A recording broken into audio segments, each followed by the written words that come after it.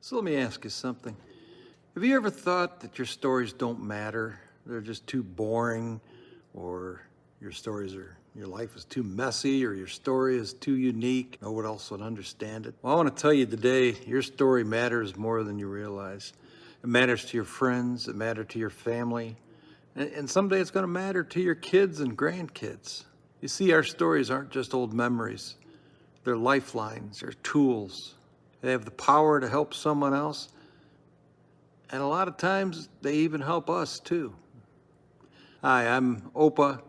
This is the channel What's Up, Opa, where I try to offer a little bit of life advice, some funny stories, some household tips. So your stories are powerful. One of the things they do is they have the power to fight temptation. Sometimes when I look back at certain chapters of my life, I think, wow, am I glad that's over with. I'm glad I'm not stuck in that anymore. Telling your story even to yourself has a certain power. It tells you, that's not who I am anymore. That's who I was. But I've come a long way. I've grown. Now, I believe that part of it, God has a hand in. He helps us break patterns we thought we were stuck in. In your story, it becomes living proof of that grace. So your stories have the power to encourage others, your friends, your family, your kids and grandkids. So here's the truth. Someone you love may be walking through a dark path that you went through 10 or 20 years ago, and they don't want to hear a lecture.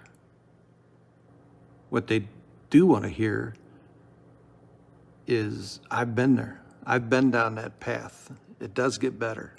Maybe your story is how you got through grief. Maybe it's about how you made a hard decision and stuck to it. Maybe it's how you kept going when you felt like quitting. It doesn't have to be dramatic. It just has to be honest. Sometimes those quiet stories, those are the ones that stick with someone the most. Stories have the power to reach someone far from hope.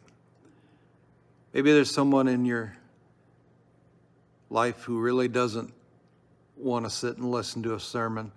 They don't really want to sit and listen to a therapist and a bunch of lectures of what they're supposed to do. But you know what? They might listen to you. The story you tell of your experience might just resonate with them, and it might strike a nerve. It might sink in. Your story, especially the real, honest, dirty parts of it, might just be the piece that sinks in, that reaches them where nothing else could.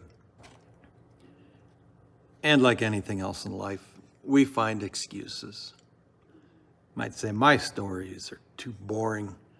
Maybe you feel like your life isn't all that special. I'm just a normal guy. I went to school, worked a job, raised my kids, stayed out of trouble, paid the bills. There's nothing exciting there. Maybe you compare yourself to people online or people in media that are more inspirational. But you know, boring to you is likely going to be comforting to someone else. You might say, wow, my story is too messy. Well, my friends, that is what is called a testimony. And a testimony has a lot of power. You might say, oh, my story is so odd, it's so unique, nobody else could relate to it. But your voice, your experience, that's what makes it unique, that's what makes it powerful. You know, your family needs your stories. One day your kids, your grandkids, they'll wish they knew more about you, what you were, what you went through, what made you who you were. So you share your honest experiences. It's not perfection, it never is. You don't lie to yourself, you need to be honest. But share honestly what happened. Tell them about your doubts, your struggles, your victories. Tell them about the moment you almost gave up, but you didn't. Tell them about the time you prayed a prayer and you didn't know if anyone was listening or not. Maybe tell them about the time a prayer was answered when you least expected it. They don't need a perfect vision, a perfectly well-told story. They need you. You know what, but it doesn't all have to be serious and doom and gloom. Share your silly stories too. your kids and your grandkids, that's what memories are made out of. That's what sticks with it.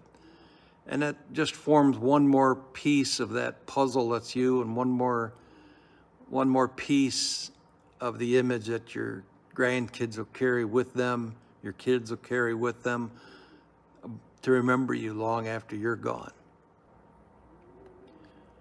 So anyways, you've lived through things that others in your life, in your circle of friends, might just now be facing.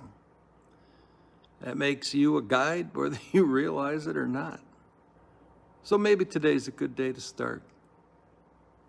Share a story with someone you love, or just share it with yourself. Reflect on where you've been and where you are, what's happened along the road. And if your story includes God showing up at some point along the way in the middle of the mess, don't leave that part out. That part has real power. Might be the most important chapter of all. So anyways, enough of this. But if this stirred something in you, if this resonated in some way, feel free to share a story in the comments. We'd love to hear them. Or better yet, tell someone close to you, a friend, a kid, a grandkid. So anyways, if you like this kind of thing, please hit subscribe, leave a comment, leave a like. Like I said, I'd love to hear your stories in the comments. Everybody's got a story. So this is Opa signing off. Hoping for you, wherever you are, whenever you're listening to this, that you have a great day. Thanks a lot.